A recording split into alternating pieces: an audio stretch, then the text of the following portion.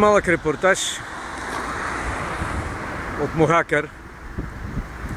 Това е брега и морето срещу мене, където работя.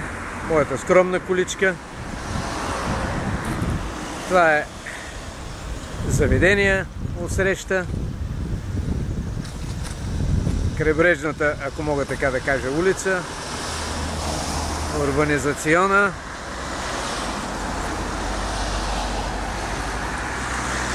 Моето заведение, където работя и което може би ще бъде последното в кариерата ми на скапан сервитьор. Това е пътя, който води за Гаруча. Отсреща пак някакви тъпи строежи. Вижда се на брега, където са чадърите, едно заведение, което се казва Нептун. Това е плажа, пак го давам. Това е.